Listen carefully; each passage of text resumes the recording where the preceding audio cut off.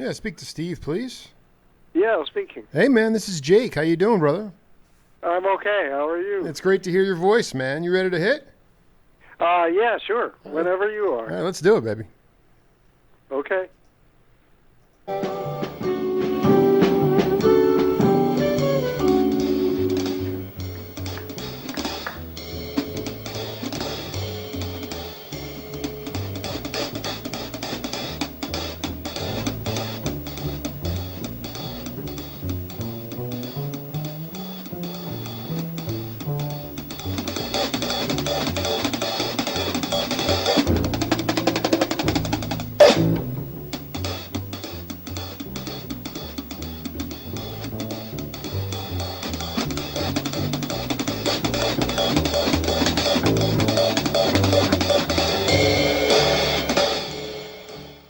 Folks, welcome inside the Parisi Palace, high above 3773 East Broadway. This is a live edition of the Jake Feinberg Show. Company on Power Talk. Please go to our website, powertalk.live. Download our free app and stream all of our live local programming, including Solomon on Blast, the Jim Parisi Show, and yours truly, the Jake Feinberg Show. Can't thank you enough for making us part of your day today. And as I continue to traverse the musical landscape of our country, it is just a high honor to be able to connect with people who not just redefined the instrument, but also created new musical vocabulary on their instrument. I get a chance today to talk to the consummate teammate on the bandstand and a master musician, Steve Swallow. Welcome to the Jake Feinberg Show. Hi, Jake. Glad to be here. It's great to hear you, man. We just let in there with a little drum bass duet from it's called Jive Hoot with Stan, Gary, Roy Haynes, and yourself. And I really needed to. I've become very fascinated, Steve, with the early '60s conversations that were going on. Yourself, Scotty LaFaro, Gary Peacock, and I wanted you to talk about how you ultimately got involved, how you guys started to develop that musical conversation that, in my mind, was not really present before. It was it was either big band or it was bebop, blazing bebop, and here you had serious conversations going on. And I wanted to know about how you got that started, how organic that was. Well, I think something you said sets me off. I don't think the bass players alone were responsible for the change in the bass vocabulary. Absolutely not. Rhythm that happened sections at that time. Yeah. It was really. I think we as bass players were responding to changes in the musical environment around us. I mean, it's interesting what you played just before we started talking. I immediately recognized Roy Haynes, but I didn't recognize myself. I said, "Wow, I wonder who that is playing with Roy." And of course, Roy goes back to the '40s, to the bebop era, and I think he's really one of the musical voices that brought about the kinds of rhythm section changes that resulted in the kind of bass playing that you're talking about, that reared its head in particular in the early '60s. I mean, if you got down to specific personalities, there's so much ground to cover, and so many different approaches to playing the bass in a rhythm section that was loosening up around the bass, and mine was just one of many. And luckily, there was a very fluent scene happening in New York at that time. I arrived in New York in February of 1960, and it was kind of the perfect time to have arrived. There was so much going on. But on a given day, I'd go to a jam session, and listen to Henry Grimes and then play a tune myself. And when Gary Peacock first came to New York, he moved in with me, and we were playing together constantly. And there was that kind of interchange going on just because New York was a very benign place to be at that time. It was kind of easy to be an exploratory musician, much easier than it is now. At 39, I look at my generation and I look at younger generations. When I go see a live musical performance, I just call it music. It's all music, like Duke said, and I see a lot of people wanking it on the bandstand, and I see a lot of language, but there's no conversation. And when you moved to New York, was that the first time that you were communicating in a conversation like with Peacock, or did it predate that in the 50s? I'm not sure where you actually were. I mean, I do know where you were born, but I can't remember. But did that conversation begin before the benign early 60s New York when you moved there? Well, it did for me, but I can speak only for my own experience. I only want you to speak about yourself. Yeah, okay, good. I came to New York from New Haven, Connecticut. I was going to school up there. And in the late 1950s, there was a kind of remarkably benign music scene going on in the ghetto of New Haven.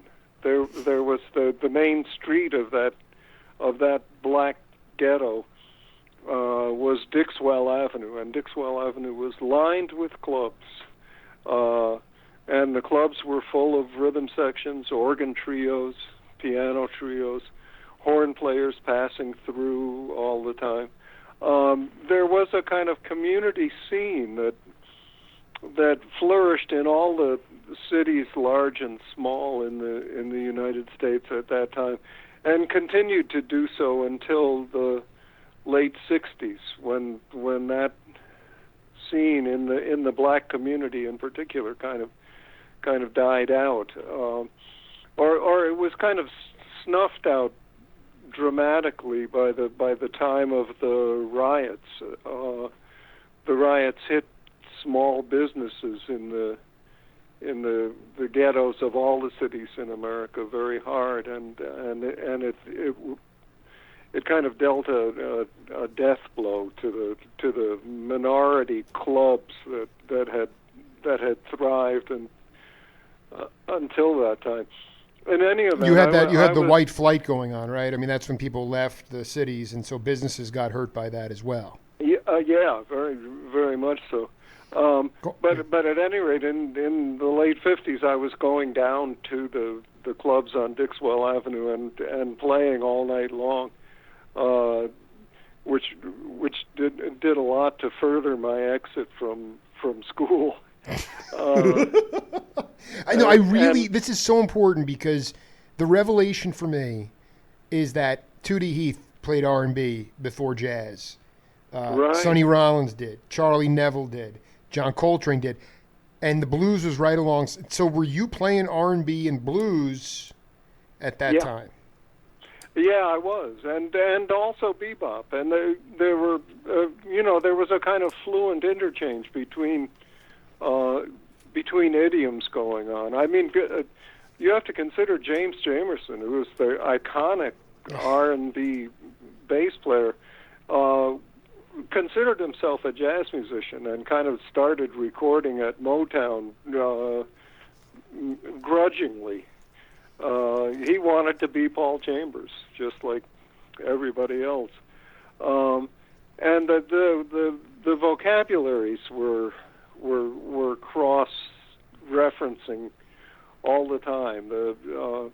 The early R&B drummers like Panama Francis, for instance, were veterans of the big band scene, and just kind of moved into the recording studio because there was a window of opportunity there, because there was money to be made, and because the music wasn't bad, it wasn't inauthentic.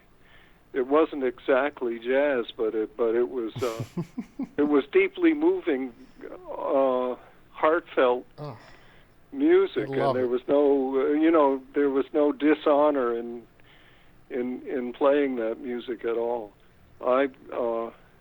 I'm deeply grateful that I experienced that. And just as I'm sure Coltrane was grateful that he walked the bar at one time.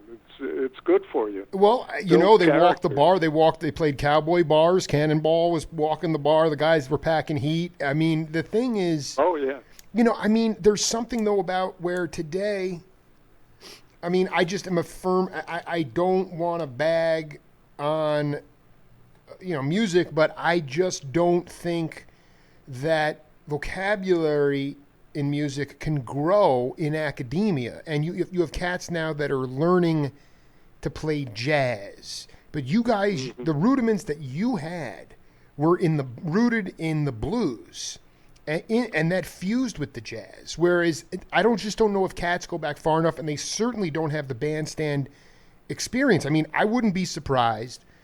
You know, Julian Priester grew up in Chicago, and he played with Sun Ra and Howling Wolf. And I would gather to say, I bet you played with some heavy blues cats who came through New Haven.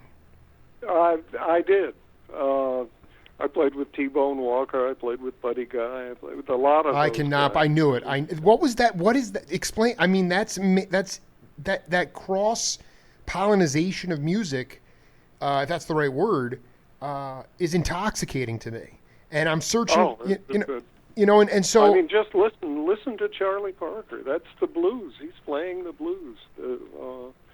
The line between blues and jazz didn't really exist in my mind, and I think in general at that time. And I agree with you that jazz is moved to the academy has put the blues in peril, at risk, you know, and that's an unfortunate thing. Explain why. My feeling is like you go see the Reverend Gary Davis or a blues cat. These guys had no teeth. They were singing about their lives. It was authentic.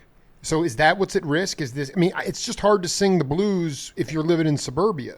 So why do you think the blues? Explain to the peeps around the world why the blues you think is at risk. Well, it beats me. I mean, with this is kind of it's mysterious to me that the blues resonated so deeply in my life because I was a white suburban kid. I grew up in an entirely white New Jersey suburban community, and when I heard the blues, it hit me right between the eyes, you know, and I was the only kid in my town who was affected in that way.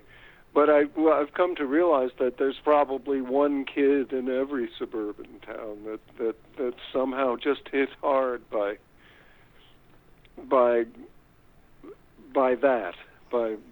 what's in the blues, by what's in jazz for that matter, which is a deep strain of the blues, you know. Again, you said earlier we just call it music, and I agree that it comes down to that. When I listen to Charlie Parker, I hear the same kind of blues that I hear when I listen to B.B. King. It's and it's present in Coltrane as well, and it's everywhere, and it's not going to go away either.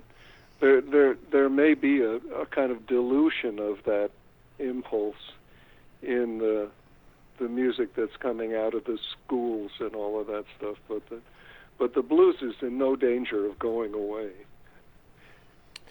As long as there are women to break your heart, there's going to be the blues. The aim, well, I mean, that dude, you are waxing poetic here. Talking to Steve Swallow here on the Jake Feinberg Show. So, did you know one of the dearest friends on my program is Emil Richards, and he played in New Haven with I want to say it was Toshiko and Eddie Marshall. I mean, were you crossing around with those cats at that time? I played in New Haven with Toshiko, and I did cross with Eddie Marshall. I also moved out to the Bay Area in the early 70s. Oh, we're not gonna rush into that because we're gonna have a ball with that. We're not gonna get there just yet. But no, Eddie was there, but Eddie at that time was living in Hartford, Connecticut, and was the best drummer in Connecticut. Wonderful, and unfortunately undersung guy. He was just wonderful. But even after I'd moved to New York, I used to come up to New Haven to play a piano bar called McDriff's with Toshiko, who was married to Charlie Mariano at that time. Charlie used to come up too, and the three of us used to play trio all night long. Are there recordings of this? I mean, I need to hear this stuff. Must be burning. There was some wonderful music, but as far as I know, none of it was recorded. Could you talk? And again, I know you're not an ethnomusicologist, but you've played with LaRocca, you played with Eddie, you've played with so many, Roy. List goes on and on. Yeah. But specifically, what those cats? I mean, even let's just take Eddie for instance. Like, he's such a melodic drummer. So many guys, I look at younger cats today, and it's about facility and it's about being a timekeeper, but I don't hear them always playing melodically. And I wanted you to talk about how Eddie used the cymbals, if he kept time on the cymbals, and how he also used the bass drum for rebound and accent as opposed to just playing four on the floor.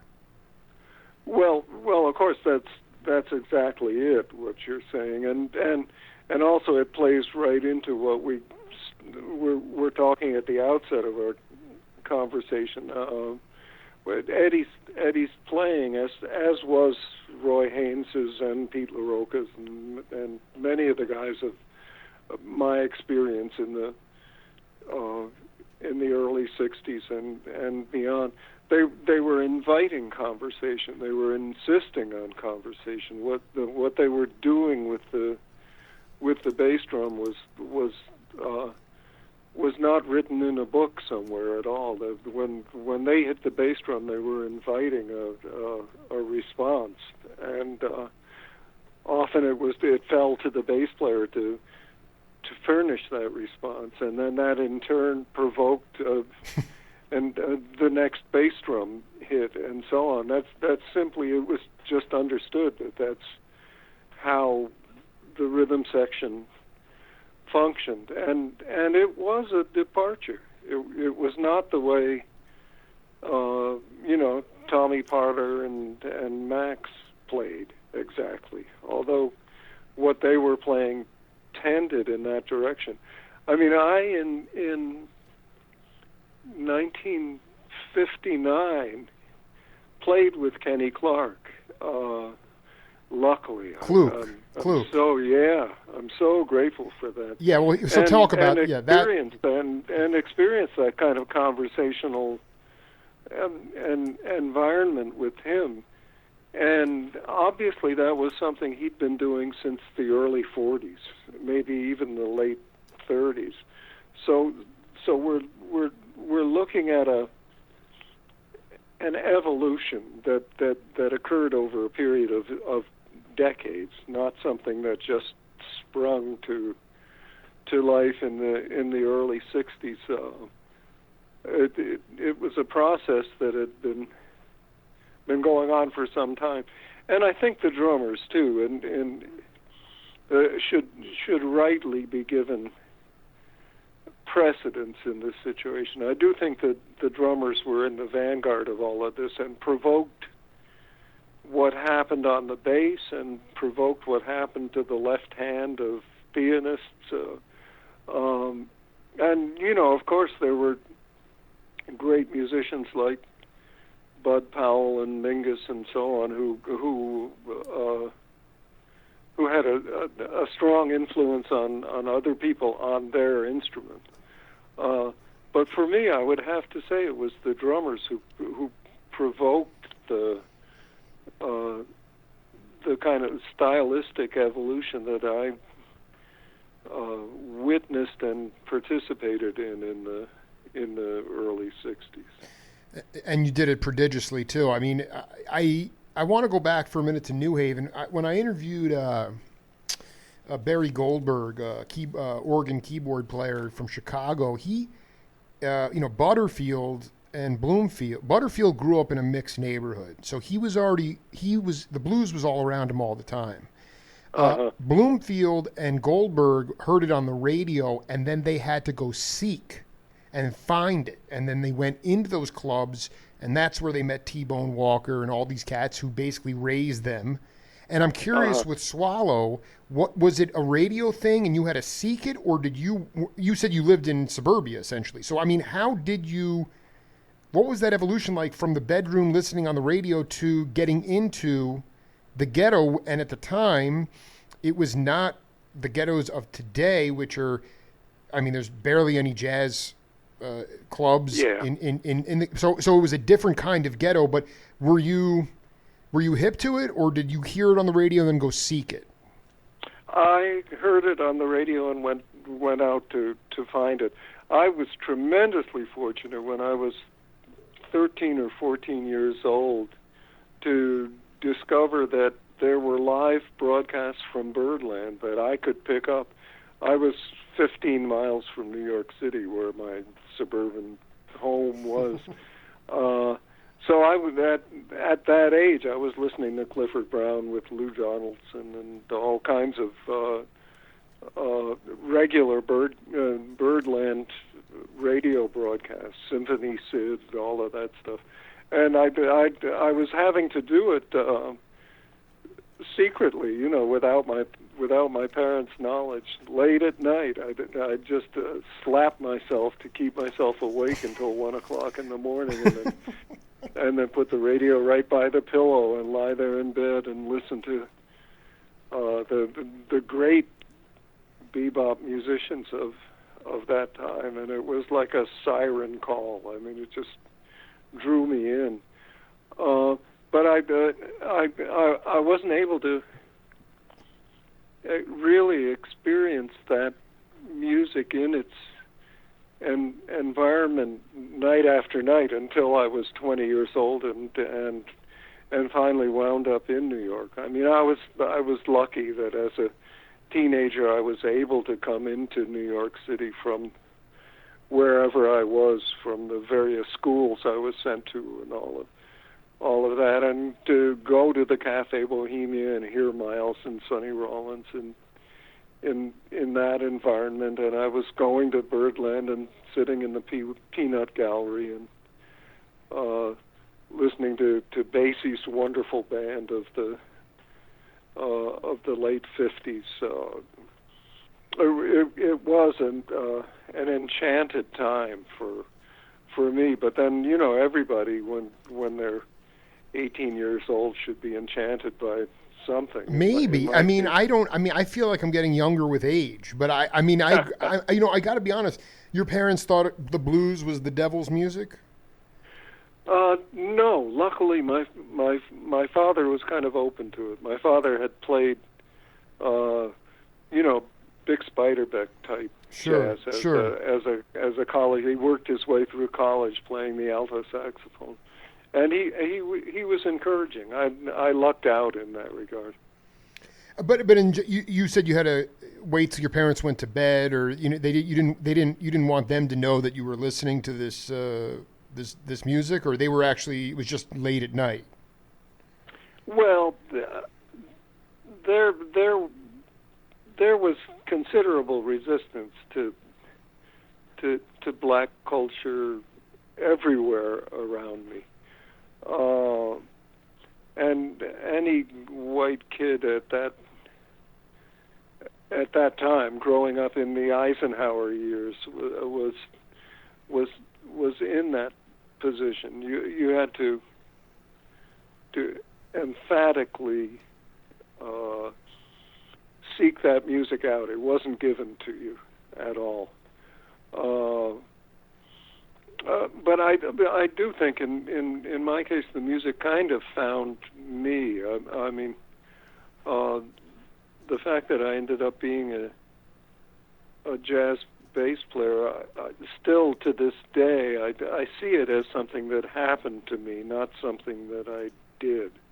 I was just, hit over the head by an irresistible force. There's something about the music, and I'm sure you know what I mean, because it happens to players, to listeners as decisively as it does to players. You just this music can grab you and never let go. It's a wonderful, wonderful thing that can happen. Well, I want to put this tune in. We have a game on this program called Name That Tune, and you are playing on this, so take a listen, and we'll come back and break it down. Okay, very good. Mr. Swallow, you want to take a guess at what that is? I have no idea. Okay, one of my favorite cats, totally unheralded cat, is off a George Russell album. That tune was called The Lydiot. Yes. Okay.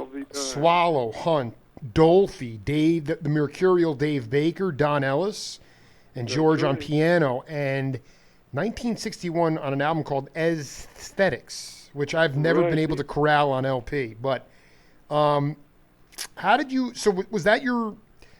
Once you got to New York and you and Peacock were roommates, I mean, how did you get? Was that your first gig? I mean, that was a record, obviously, but how did you connect with Russell? That was among my first gigs, or at least my first notable gigs. And George, I connected with in a singular way. At least for me, it was the only time I ever did this. I called him up and told him that I heard he needed a bass player, and I was his man. Wow. I had been told by Don Ellis that Chuck Israels, who had been playing with George, was leaving the band, and Don suggested that I call George, and I said, "No, I can't do that. That's I've never done that." And he said, "No, you got to do it. You got to." So I did, and George, to his eternal credit, or at least he's won my eternal gratitude, said, "Yeah, okay, come on over, bring your bass." So I did, and he and I played for an hour or two one afternoon, and at the end of that time, he said, "Okay, you got the gig." And it was just a remarkable, singular event in my evolution as a player. I learned so much from him. He sounded wonderful on that tune. I'd completely forgotten. Dude, and I think he was a drummer. He was a drummer too, but he had some kind of some kind of issue, physical issue, and he couldn't play the drums, so he wound up playing piano. Yeah, that's my understanding as well. He sounded great on that. Well, the whole thing it's so. There was just a visceral energy, and I wonder. You said something interesting. You said jazz. You didn't seek it; it found you.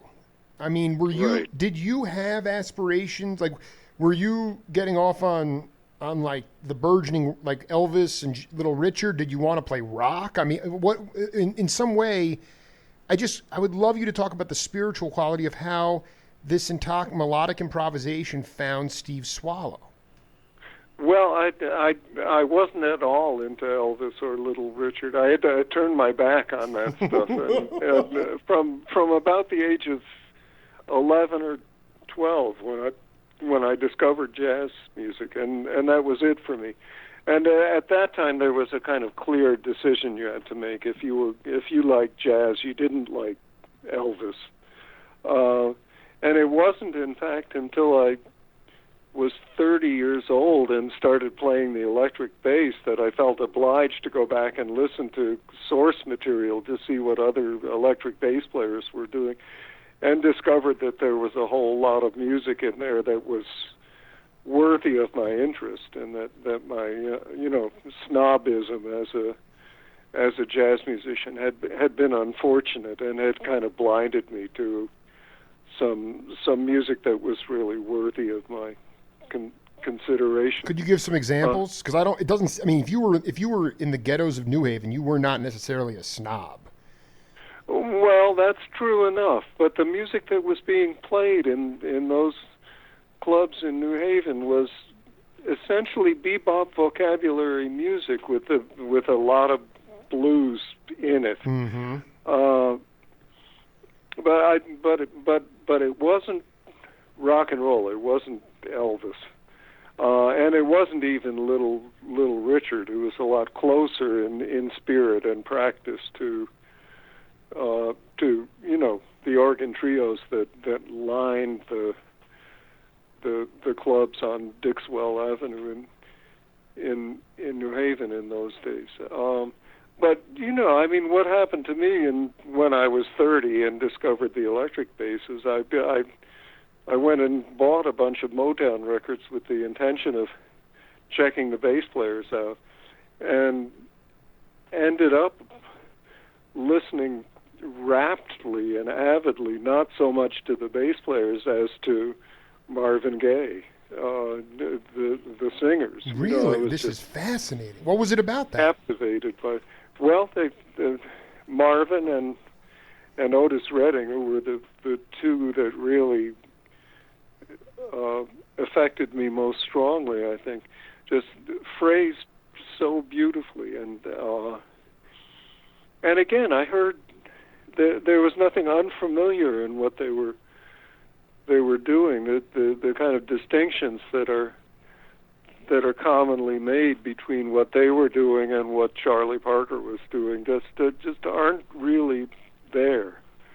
There's so much commonality between the best bebop and the best R&B, and I found it not so much in the rhythm section practice as in the way the lead voices, whether they were instruments or actual voices,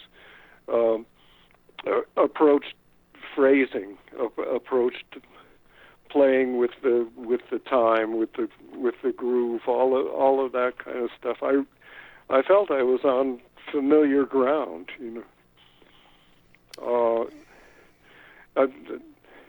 I mean, Marvin Gaye had so much to teach anybody about how to phrase, how to make a melody sing, how to, and in particular with the bass, the concern is to make it legato. The electric bass is such a at its worst such a staccato instrument.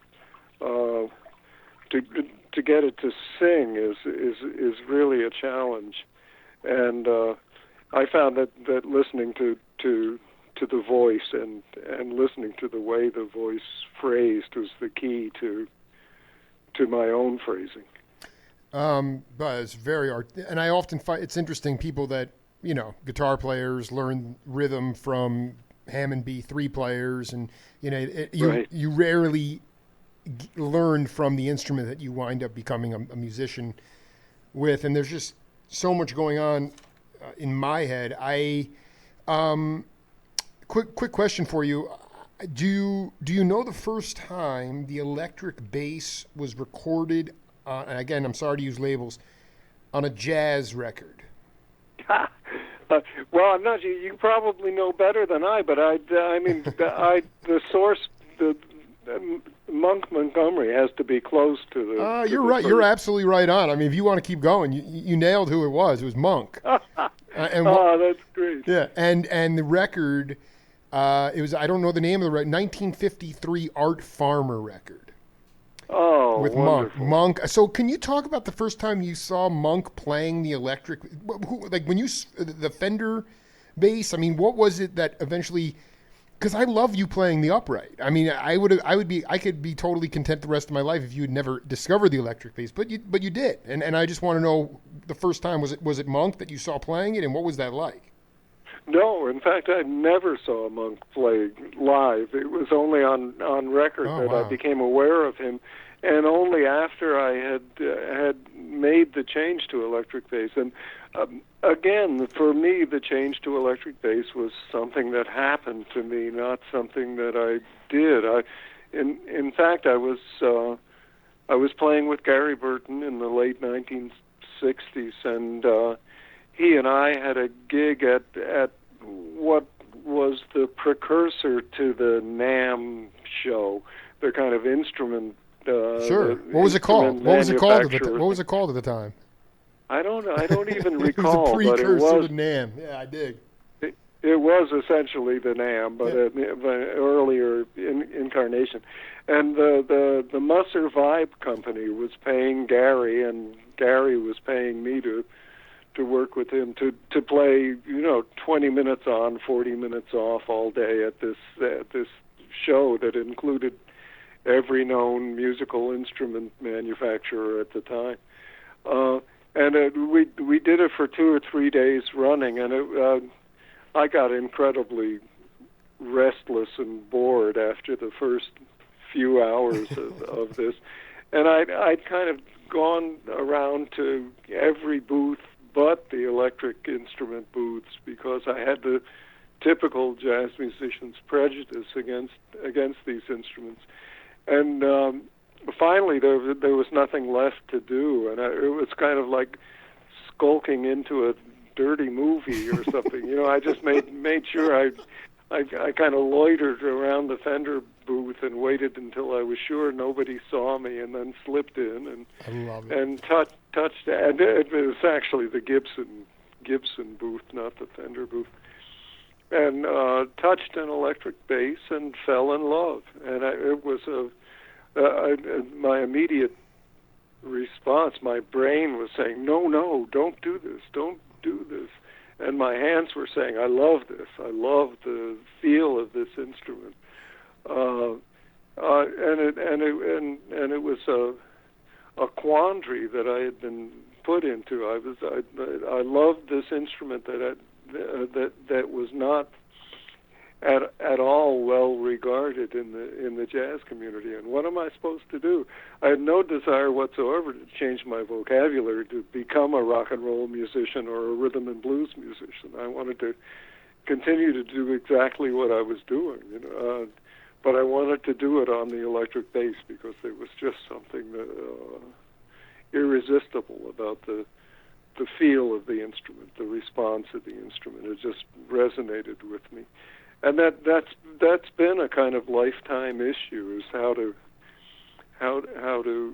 play the electric bass in a jazz context, and how to convince other jazz musicians to bend sufficiently to be comfortable playing with the electric bass. And it's been a fascinating and ongoing challenge to bring the electric bass into areas it's not generally been in the past.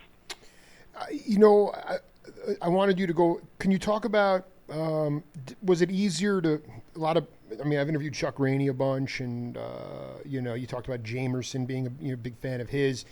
And, the bass player, they say you want to make the notes round, big and round. And I'm like, so for my question for Swallow was it easier on the electric bass to make the feel, make it rounder? What was it that was so, obviously the upright bass I know enough cats, it'll humble you if you don't play enough, and there's just a whole, George Porter had to stop because of his arbitrary, he had an injury. So, and it's huge, and it's big, and it's wooden, and it's acoustic, and I know there's a lot of purists, but did the electric bass help you make the notes warmer, rounder? What was it? What was the love affair about? Well, to begin with, love is irrational. That's right. So it wasn't that I all of a sudden discovered advantages. It wasn't that at all. It just grabbed me by the neck, and there it was. It's been a long learning process to get the electric bass to respond under my hands in a way that integrates it within the jazz rhythm section, that integrates it with a drummer who's playing ting ting a ding on the cymbal instead of boom boom check. It's definitely a life's work, but it was something I had no choice but to take on because, as I said, I didn't want to change the idiom I was playing in. I was thoroughly devoted to playing jazz music, but with this strange instrument in my hand. I mean, I've had to learn techniques that allow the electric bass to function well in the context of a jazz rhythm section, and I've also had to seek out guys who make instruments, who make electric basses, who are willing to listen to me and to try to accommodate my needs. I mean, the Fender bass is a remarkable instrument. It's astonishing how much Leo Fender got right in the early 50s when the Fender Precision and the Fender Jazz bass first came onto the market. They're remarkably efficient machines. They play low notes with extraordinary efficiency, and that's more than can be said of the acoustic bass. The acoustic bass is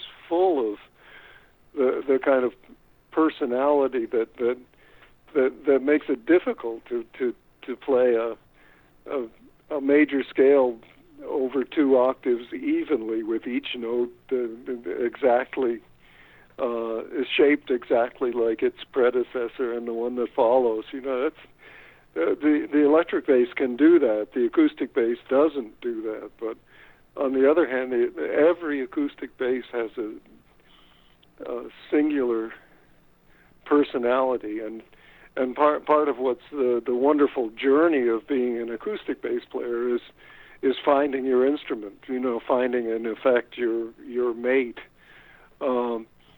And the electric bass, there are, of course, differences between one Fender Precision and another Fender Precision, but essentially you can buy a sound. You can go to the music store and buy a Fender Precision, and you're going to sound a little bit like Duck Dunn, and you're going to sound a little bit like Rocco Prestia. Oh, you know, man, I just hung out with Tower of Power. You know, Rocco is really...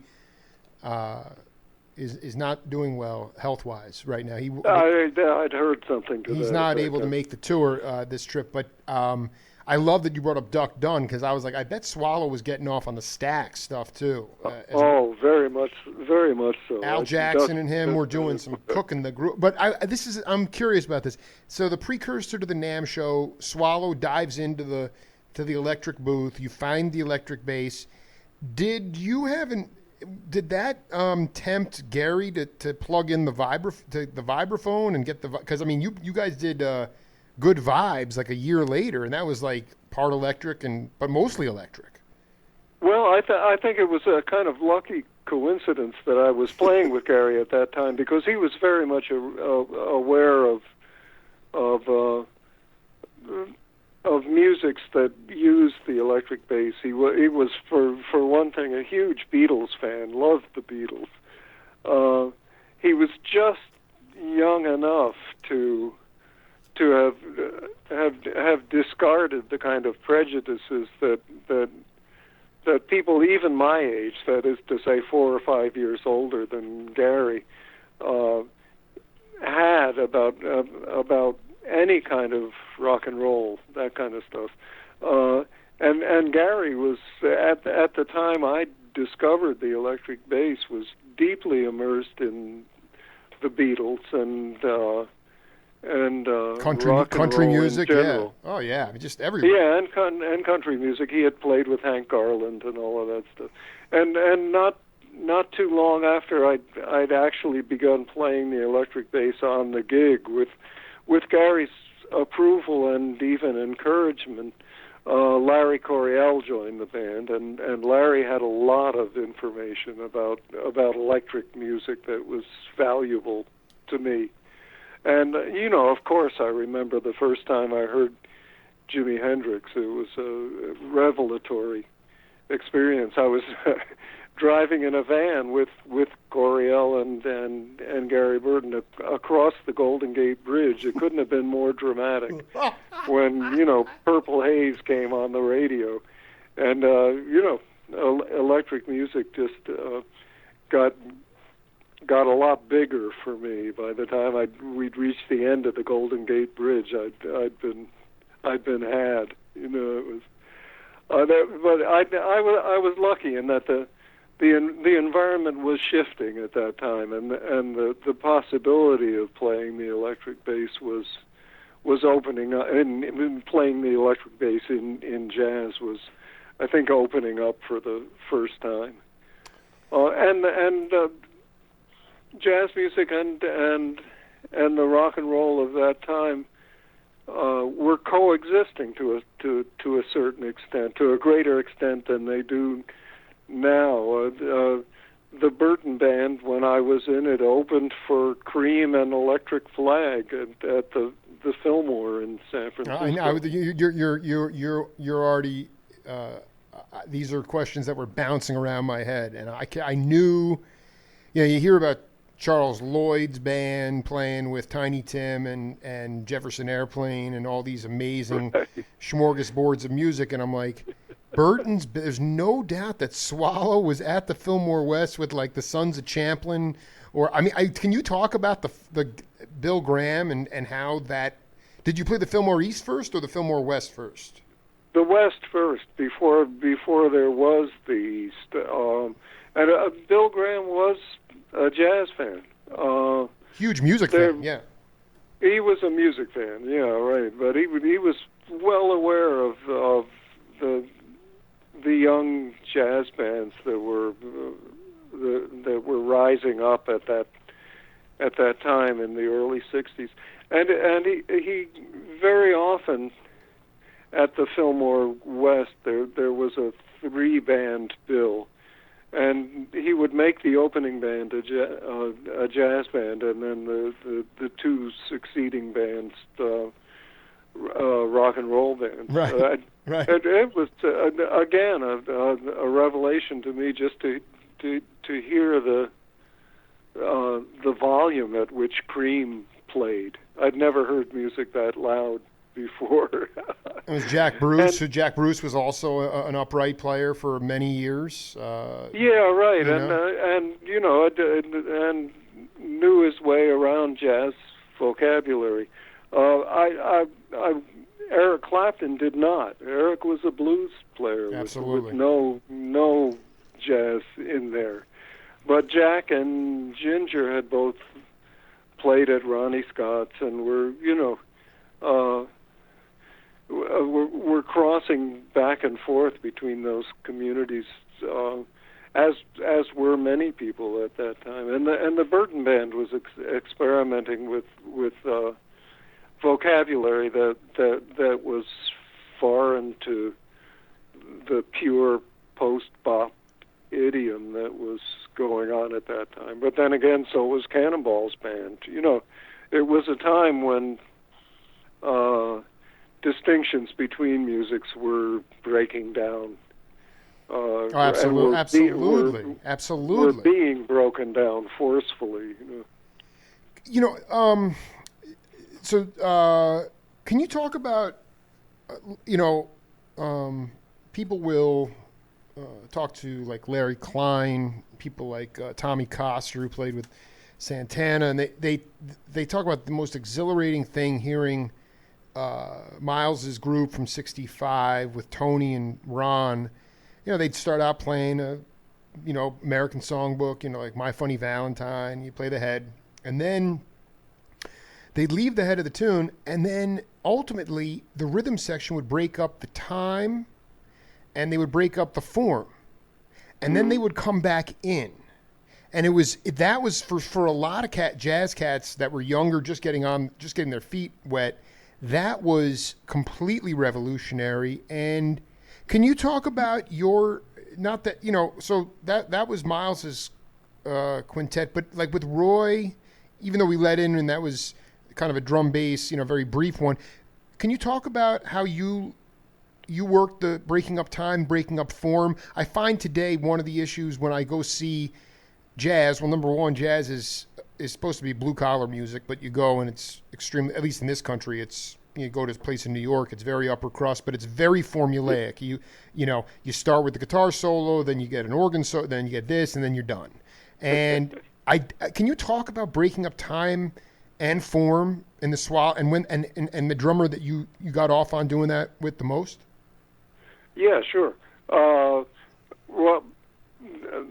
the answer to that last question is Pete LaRocca, beyond a doubt. And I say that again. I think it's just that Pete and I found each other at a time in our histories and at a time in the history of music in New York at that time, when things were happening, when it was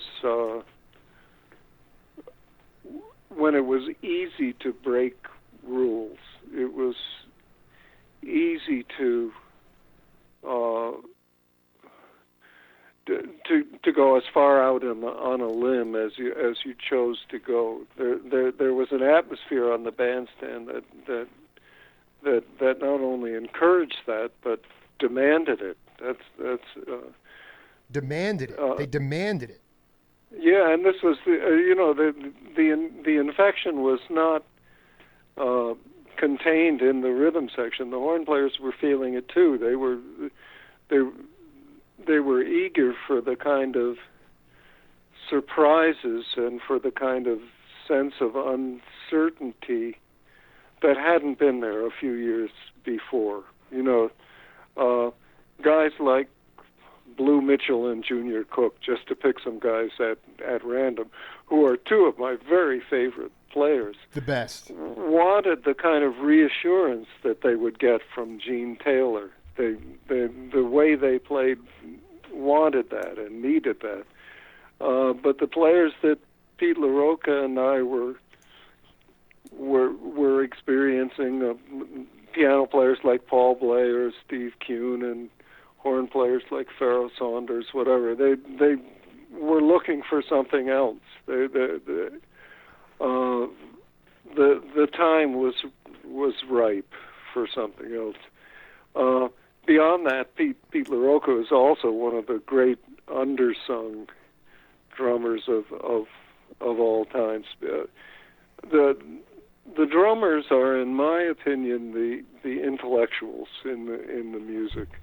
And this runs contrary to the stereotype of the drummer as a sort of noble savage. In point of fact, the drummers are the mathematicians on the bandstand. And Pete was brilliant. He was genius level IQ. He was in fact a member of Mensa, the organization of genius types. Well, I mean, the guy. First of all, he gets his due respect.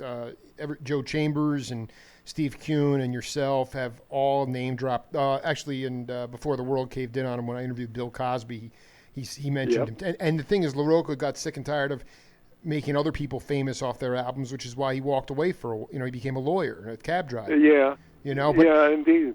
But did I'm fascinated by the nonverbal communication. Like when you guys were just playing a Stone gig somewhere, like you play any American songbook tune, and then it would just be on feel, and then you just break up time and form, or were you like listening to that Miles quintet and then saying, well, why don't we try that on our own, or was it just like something nonverbal on the bandstand that would create that tension and release? It was that the nonverbal cues that were passing around on the bandstand. In fact, my experience with Pete was over by 1965. By then, he had started driving a cab. His last gig of note was with Herbie Hancock's band, with the Crossings band, before Billy Art was in it. And it was at that time that he kind of, in disgust, threw his sticks in the air and started driving a cab. But it was in the early '60s that he and I were wreaking mayhem on the bandstand together, and it was something that was just in the air, and I think you'd probably get that same kind of answer from Tony if he were alive, and Herbie and all of the guys in that band. It was just time for that to happen. There's a way in which history grabs you and brings you along. And I don't mean to I sound today as if I'm kind of the voice of passivity, and I don't mean to be that at all. Those of us who were playing in that way, who were kind of redefining rhythm section playing, knew that we were taking risks, and that we were burning bridges behind us. That there were people who would never hire us again, and it was something we kind of happily accepted. I did. Oh, I but dig it so much. the wonderful thing is there was another community of players, kind of beckoning to us and encouraging us in our intransigence. You know, the more we bent the conventions, the happier they were. And I'm not sure that atmosphere exists, at least to the extent that it did in New York in the early '60s now. You said something interesting. You said it was so easy to break the rules at that time. And, yes, it was. And now today, I mean, we've been trying to set one up for quite a while, Swallow and I, because you were gigging in Europe last month. Is it not that? I mean, you've been cooking the groove for a long time. So there are people that you're trying to pass the torch to. But when you say it was easy, is it harder now to really express what you feel because of sort of this formulaic, incredibly sort of, maybe not in Europe so much, but just this the word's escaping me, but what jazz has become, which is just it's stare. It used to be dance band music, pat your foot to it, and now it's stare at somebody's facility. So why did the rules change in your mind? Is it harder for? I mean, is it not as easy as it was because people don't, for some reason, their ears are locked and they don't want to hear about those chances? Or maybe you were just playing to 3 people in a room in New York in '65 and nobody cared anyway. I don't know, but I'm just curious: why has it become harder? Is it because we've become more of a staring culture at facility? I honestly don't know. What do you think, though? You know what I'm talking about. I do know what you're talking about, and I kind of regret that the context in which I play has become more like what you're describing. People sit in chairs neatly arranged in rows and applaud on cue and all of that stuff. Exactly. And when I began playing the music, I was playing in bars where people were into each other as much as they were into the music, and that was not an offense in the least. There was a kind of benign hubbub going on in the nightclubs in the late '50s and the early '60s that created a very permissive atmosphere on the bandstand. You really got the feeling you could play anything you wanted because unbelievable. The club was there for all kinds of other reasons. Exactly. The club was there to facilitate various sexual rituals, all kinds of stuff. And the clubs were also a nexus of political activity, social activity of all sorts. They were community centers, and unfortunately, I think communities kind of lack these centers, or the centers have shifted. The centers that are serviced by jazz music have certainly shifted. I mean, the audience is almost unanimously white, for one thing, and that's a curious thing. I sort of watched that shift happen, and obviously the phone rings, somebody hires you to play a gig, you do the gig, and you watch the terms shift without the sense that you can do anything about it.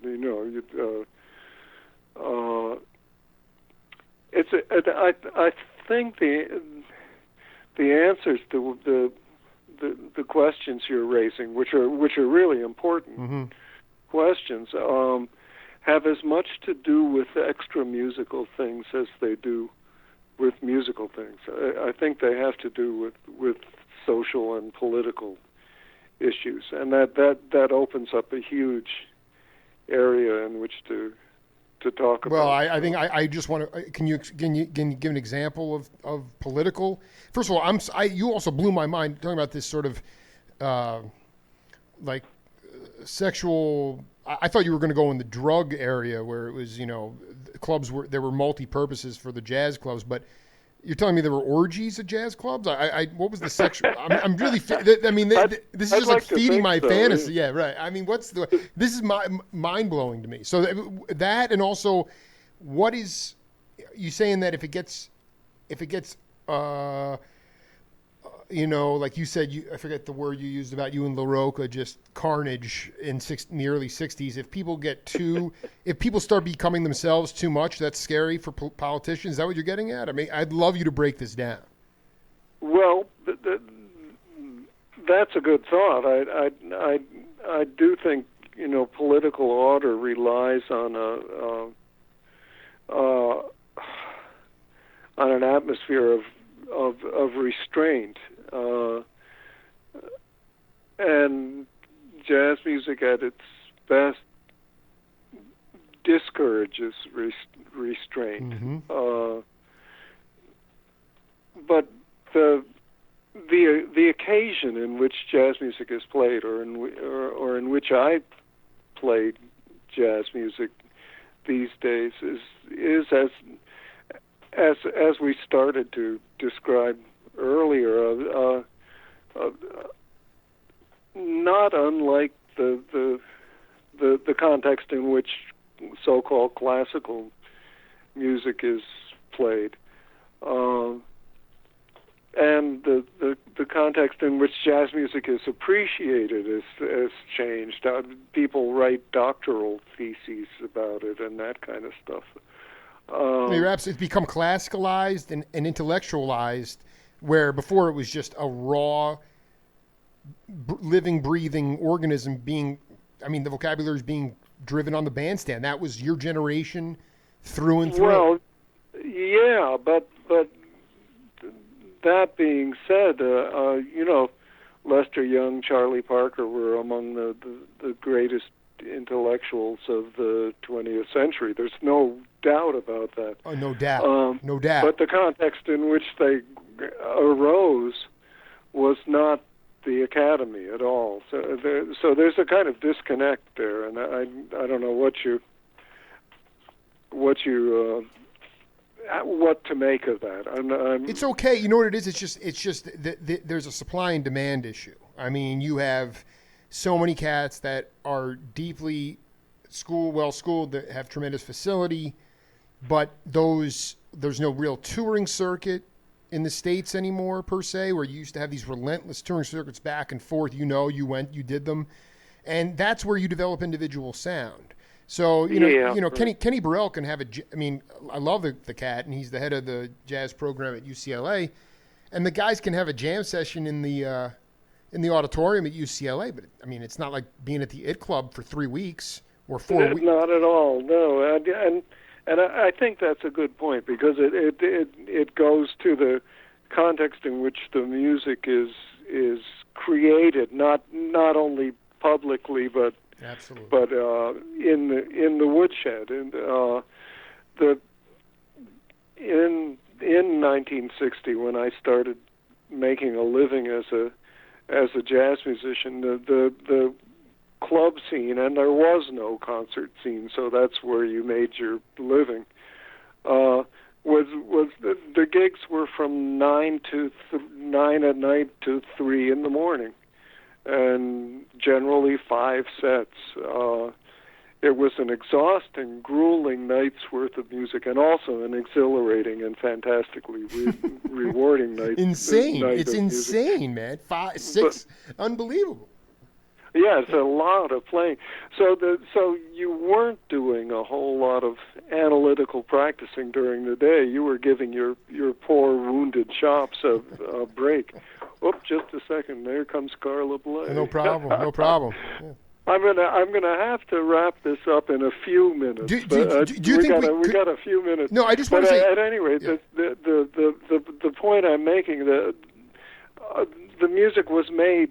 It was conceived on the bandstand. It wasn't that we went to the bandstand to exhibit a product that we formulated in the laboratory and that we rehearsed at great length and that we discussed for hours on end and all of that. The music was evolving night by night on the bandstand, and during the rest of our waking hours, we were just kind of nursing our chops and trying to have a life outside of music. And this is no longer the case now. The typical jazz gig is 1 or 2 sets, and it's a concert presentation, and the expectation, the audience's expectation, is that you'll present a well thought out program of music that's been meticulously conceived and crafted, and that's great. But it does kind of remove the soul. It's called soul. There's no soul. I'm reluctant to say that because at its best, that kind of music, the music that's carefully conceived and presented as a well-conceived package, can be wonderful, but. Hey, I know we only got a couple minutes left here. I want to play you this one more piece of music, and then we'll break it down. Yeah. Okay.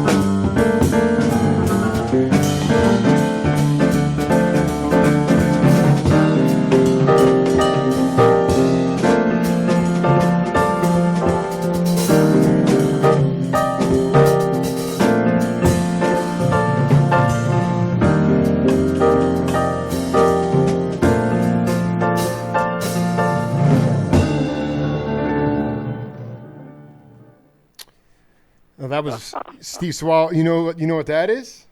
No, I had no idea. Once I mean, this is why I love doing this show. So that was okay.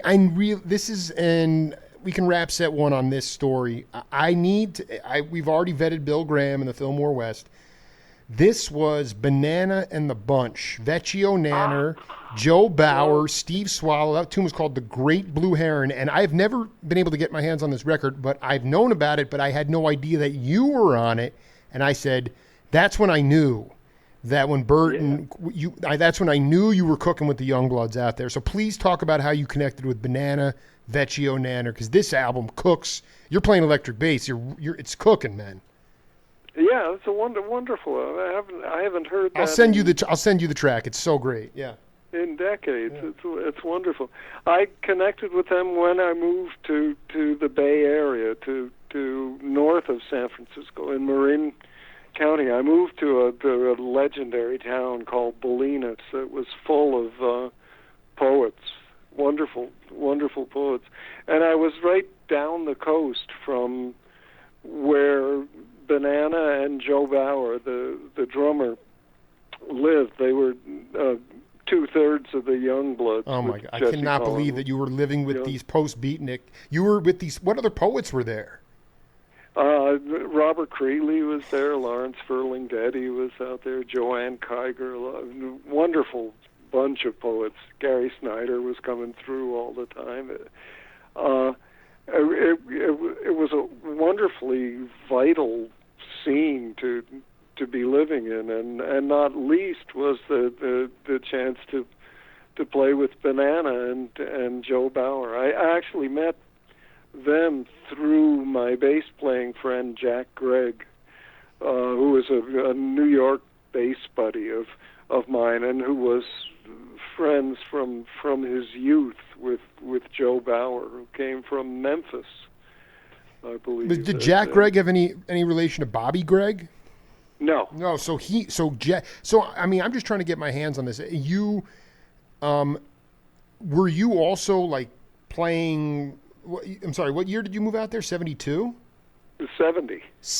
You were right on the cusp of every ridiculous music scene in this country, Swallow. I mean, I don't know how. I mean, so you moved out there in 70, and you were playing the Trident, or like what was your jazz group out there?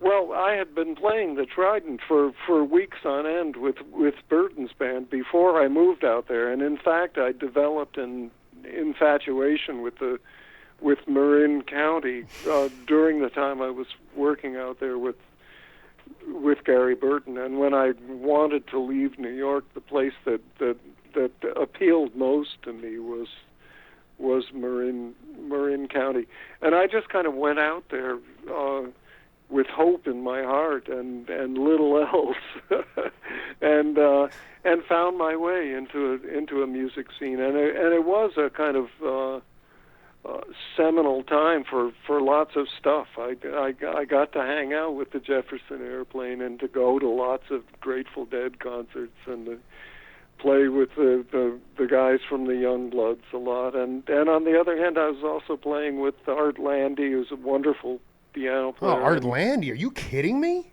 He was out there at the time, and Mike Knock was out there at the time. So there was also a jazz scene and a certain amount of fluent movement back and forth between various scenes. You're right. I just happened to be in the right place, or what was the right place for me, at any rate, at the right time. Did you know Mike Knock from Harlem back in the early '60s?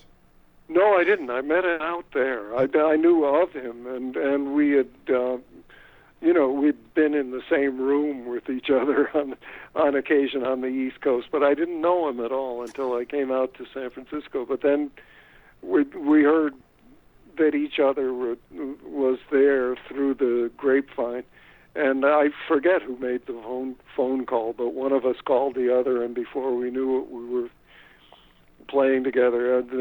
Elliot Sigmund was the drummer at the time. Absolutely. No, I mean, this is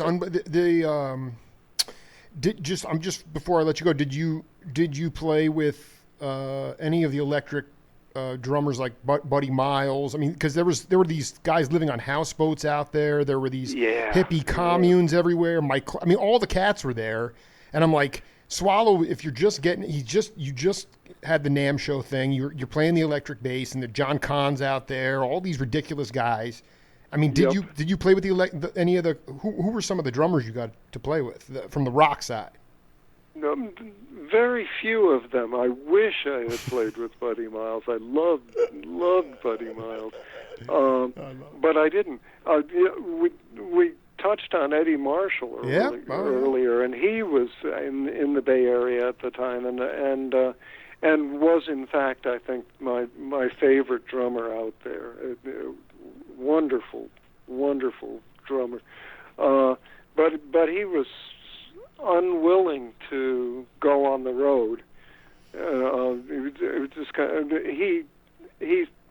he's one of a number of great musicians, and we could devote programs on end to uncovering them, who for one reason or another just didn't want to travel in the circles that made the pages of Downbeat and that got the awards and the attention and did the record dates. Favorite all-time drummers, but he was just unwilling to present himself. But you would play in like Japantown at Jigogu, or what? You just guys would get together and play. Yeah, exactly. The gigs, the unremarkable gigs, and we'd just get together and play. And there was a constantly shifting roster of a half dozen or so clubs that came and went. And many of them lasted for no more than a half year or so. And jazz music was already at the point of kind of scuffling for an audience. No doubt about it. So there was that to factor in as well. And in fact, that's what I lasted in the Bay Area for about 2.5 years, and then returned to New York City. And I think my dissatisfaction with living out there had to do more with the support structure, the absence of a support structure for the music. There was plenty of opportunities to rehearse and jam with excellent musicians, but very few opportunities to play in public and make a living playing good jazz music. That is a revelation to my 39-year-old brain that even back then, that there was plenty of jazz cutting room floor stuff, but it was still a mentality of music is a musician's gift to the world, and there's no need for compensation. I mean, it's always been a struggle, and that's really revelatory. It has, I think. Yeah. That being said, I do think it has gotten progressively more difficult for jazz musicians to make a living playing jazz music. My hope is that what's happening is a kind of pendulum swing, and that inevitably the music will come back. The nice thing about Marin County at that time, too, the cost of living was very reasonable. Today, it's just crushing, so it's hard. Yeah, right. Today, it would be out of the question. Yeah, at the time, it was possible to live there, and what a glorious place it was. It's heaven on earth out there. How have you kept your heart open? Part of my show is about love, and we are living in somewhat of a despotic time if you get sucked into it. And I just want you to talk to peeps around the world about how you have kept your heart open, even in the midst of sometimes when you could have closed it, but it's always remained open. Well, I'm reluctant to give a glib, quick answer. Okay, yeah, no, that's fine. That's fine. But what springs to mind is it's the music that's kept me afloat, and I feel insanely fortunate to have discovered it and to have have immersed myself in it to the extent that it's given me back the life that I have. That's it. That's it for me. That's it. The music is it for me. Yep. So can we do set 2 and maybe next week or after the new year? I have a lot more to get to with you, but we've already been cooking for 80 minutes. Yeah. Okay. I'm about to go back on the road, so we'll talk, but sometime in the new year for sure. All right, man. Steve Swallow, such an honor to connect with you, man. And safe travels. And yeah, man, try to loosen people up out there. They got. It's not about facility, man. It's about let the body dance, as Bob Moses says to me. Let the body dance. Sounds good to me. But thanks, Jake. It's been fun talking with you. Oh, good deal, man. I'm glad. Look forward to it again. All right, man. Okay. Later on. Yep. See you. Cheers. Bye. Bye-bye. Steve Swallow. I look forward to talking to him for a long, long time. And serious player. And like most of these guys, a tremendously evolved human being. I think we're setting up shop here with Ramon Yuma in a couple minutes. Until then, peace.